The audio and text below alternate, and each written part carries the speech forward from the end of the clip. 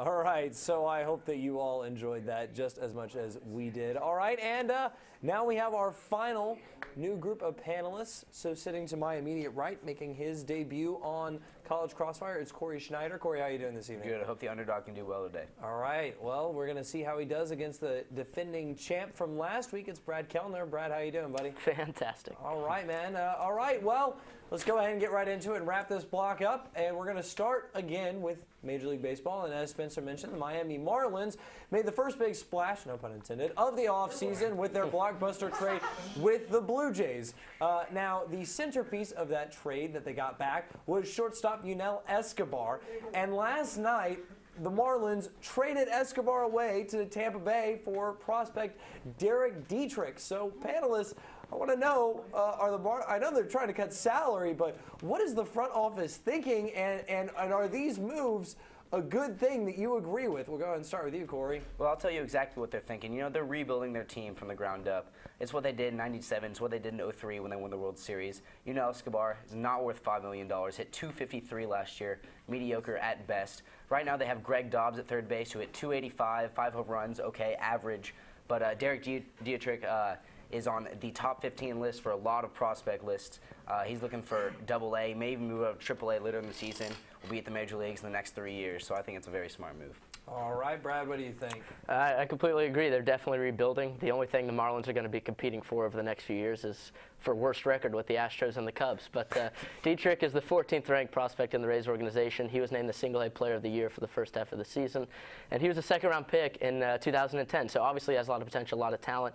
Marlins, Ricky Nolasco is their highest-paid player right now with $11.5 million. There's reports out there that he wants to be traded as well, so rebuilding is really an understatement for this team. I mean, it'll take 5-10 years before they can even compete for a playoff spot again, yet alone get back to the World Series like you were talking about. All right, good arguments by both of you guys, but I heard it from Corey first, so he's going to go ahead and grab the point here. Don't worry, Brad, though. You'll get to answer this next question first. All right, and we talked last week, while you were here, Brad, about the Big Ten expanding again, and now there are apparently rumors that Florida State might come to the Big 12. Now, I want to know, how likely do you think this move is, and what would the Seminoles coming to the conference mean for the Longhorns? We'll go ahead and start with you, Brad.